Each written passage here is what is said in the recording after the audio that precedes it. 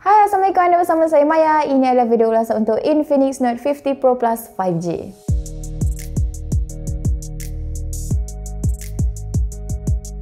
Kalau sebelum ni Infinix dia fokus pada body yang melengkung, kali ini dia ubah suai untuk jadikan lebih menarik. Kali ini dia menggunakan bahan binaan dinamakan sebagai Armor Alloy Metal, yang mana menurut Infinix ini adalah sebuah bahan yang premium dan pertama kali digunakan untuk siri Note mereka. Bahan ni dia bukan saja menjadikan telefon ni rasa solid tapi juga sedap nak pegang. Memang bila pegang tu dia rasa macam pengalaman pegang sebuah peranti flagship daripada beberapa jenama yang famous. Dari segi binaan, depan, belakang, atas, bawah semua rata dan juga ada gabungan sikit pada melengkung di bahagian sudut tu.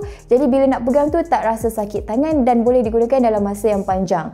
Dari segi warna pun tak nak kalah. Okey, warna yang kami dapat adalah Enhanced Purple. Dalam bahasa Melayunya kita panggil sebagai ungu. Ungu kat sini dia warna gelap. Lepas tu bila pegang bahagian belakang tu dia rasa macam kemasan yang berpasir dan bila kena cahaya dia nampak berkilat. Dan juga anda kena tahu yang panel belakang ni adalah sejenis plastik dan juga tak licin. Kalau nak lebih selamat, pakailah casing. Dia ada dalam kotak pembelian dan casing dia extra sikit, dia sama dengan warna purple ni. Next, kita cakap pasal rekaan bonggol kamera. Ini memang lain daripada yang lain. Rasanya tak pernah nampak untuk beberapa peranti yang ada dekat pasaran sekarang. Infinix dia menggunakan rekaan berbentuk oktagon, memanjang, memang unik dan susunan kamera dia tu nampak agak berterabur kat sini sebenarnya. Tapi apa yang saya nak highlight, daripada salah satu dekat bahagian bawah tu, dia ada nama ciri dinamakan sebagai Bioactive Halo. Okey, Bioactive Halo ni bukan saja lampu yang berkelip untuk notifikasi macam panggilan masuk ke, mesej ke, tetapi dia juga boleh guna untuk pantau kadar degupan jantung kita. Saya adalah uji sikit dan bandingkan hasilnya tu dengan Apple Watch dan apa yang saya nampak, hasil dia taklah sepenuhnya sama ataupun taklah sepenuhnya orang kata jumlah tu sama, tapi julat antara nombor perbezaan tu tak jauh beza. Kalau macam 82 dia 85 macam tu lah, jadi tak jauh beza. Ok, next adalah dah ala-ala cakap pasal kamera, saya kongsikan pula konfigurasi kamera ni. Dekat sini kita ada 50 megapiksel utama, kita juga ada 50 megapiksel untuk telefoto dengan zoom optikal 3 kali dan digital 100 kali, dan akhir sekali adalah 8 megapiksel untuk ultralebar yang sesuai untuk gambar pada sudut yang luas. Anda juga kena tahu sistem kamera kat sini dia support video single 4K 60 frame per second, ada penstabilan terbina dan juga kamera hadapan adalah sebesar 32 megapiksel. Okey, kita teruskan lagi mengenai kamera. Mod-mod yang disediakan juga pelbagai. Saya tak sentuh semua, saya highlight beberapa lah. Salah satu adalah main kamera tu sendiri. Dalam ni dia tulis sebagai AI Cam. Okey, hasilnya dekat sini nampak neutral. Kiranya warna tu dia tak nampak terlalu tepu ataupun tak nampak macam dull. Dia dekat tengah-tengah. Dan untuk dapatkan hasil yang terbaik, anda perlukan cahaya yang cukup. Kalau anda aktifkan satu mod 50 megapiksel ke atas tu, anda akan nampak gambar tu dia nampak lagi jelas dan lagi tajam. Okey, next adalah Sky Shop. Ini adalah fungsi yang kreatif tapi ada kekurangan. Dekat sini sebenarnya dia macam anda gunakan template, tampal je dekat gambar anda tu. Dekat sini dia ada beberapa jenis orang kata langit lah yang disediakan. Ada bulan, ada aurora. Jadi dia macam anda sekadar tampal saja dekat gambar tu dan dia ada kekurangan. Especially kalau ada foreground macam bukit ke bangunan, anda akan nampak yang template tu dia tak boleh bezakan antara subjek dan latar belakang dengan baik. Jadi benda ni kalau nak guna just for fun, okey lah. Okay?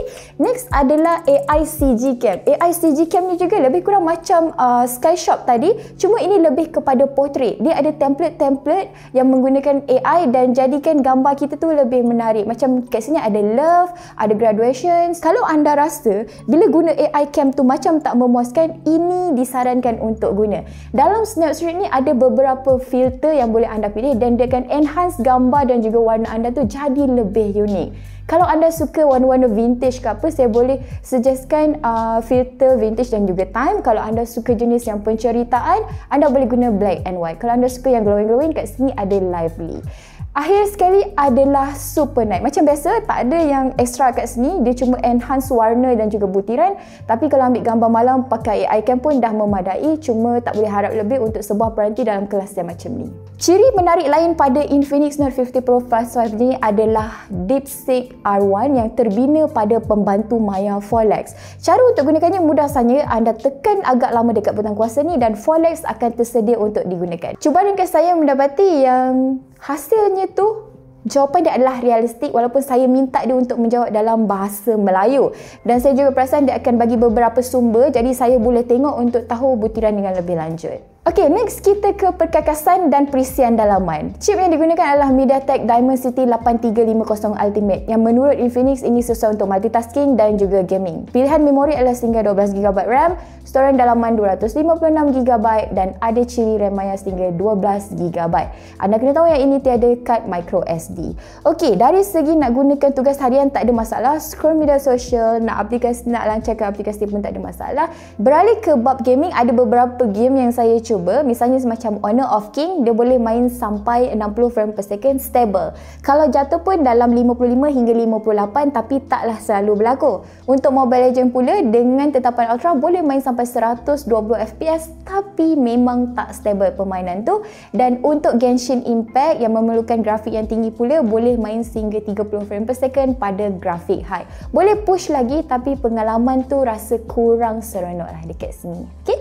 Untuk suhu pula, pengalaman permainan yang panjang tak ada masalah setakat suam, tapi bila saya buat untuk orang kata melancarkan aplikasi yang berat macam buat benchmark, suhu tu memang naik dengan cukup ketara sekali. Dari segi perisian, dia menggunakan XOS 15 berasaskan Android 15. So bila saya buka XOS 15 ni, saya rasa mula-mula buka tu rasa macam peranti iOS. Sebab kalau anda tengok, especially bila anda buka panel ni, susunan ikon memang sama. Tapi apa yang saya nak fokus kat sini, dia senang nak guna, tak ada susah kan. Kira orang kata mesra pengguna lah. Kalau anda memang mesra peranti Android, anda akan belajar benda ni dengan cepat dan anda boleh orang kata blend dengan apa yang ditawarkan dekat sini tanpa mengambil masa yang panjang. Okay, next adalah mengenai pembesar suara, sejenis stereo dengan JBL audio. Skrin adalah sebesar 6.78 inci yang cukup besar untuk kita gunakan melihat kandungan video ataupun bermain game. Dia juga sejenis Full HD+, jadi warnanya memang terang dan jelas, dan refresh rate pula sehingga 144Hz yang mana pengalaman menata tu memang cukup lancar. Last but not least, kita cakap mengenai bateri. Bateri adalah 5200 mAh, ada pengecasan pada 100W, near wire 50W yang capable juga dengan MagSafe. Dia juga ada reverse charging yang boleh digunakan secara OTG ataupun tanpa kabel. Untuk charging, dia ada dua jenis yang boleh anda gunakan. Satu, low temp charging, which is anda boleh cas peranti ni pada suhu yang rendah dan tak panas. Tapi kalau anda nak cepat, nak fast charging, anda boleh guna high mode, yang mana bila anda cas tu peranti anda boleh penuh di bawah 1 jam, lebih kurang dalam 44 minit macam tu. Tapi ada satu benda lagi yang saya nak highlight kat sini adalah bypass charging. Bypass charging ni biasanya diberikan pada sebuah peranti gaming yang orang kata itulah satu nilai tambahan yang baik. Apa benda buat bypass charging ni adalah sumber kuasa tu dia bawa ke peranti secara terus tanpa melalui bateri itu sendiri. Jadi dekat sini dia boleh bantu untuk kita jaga kesihatan bateri tu untuk tahan lebih lama, dan juga dalam masa sama bila anda main game tu sambil mengecas, telefon tu takkan panas. Bukan takkan panas, dia macam setakat suam-suam sajalah. Okey, secara ringkasan apa yang boleh saya simpulkan dekat sini, Infinix Note 50 Pro Plus 5G ni adalah peranti yang seimbang baik dari segi rekaan, prestasi, kamera dan juga ketahanan bateri.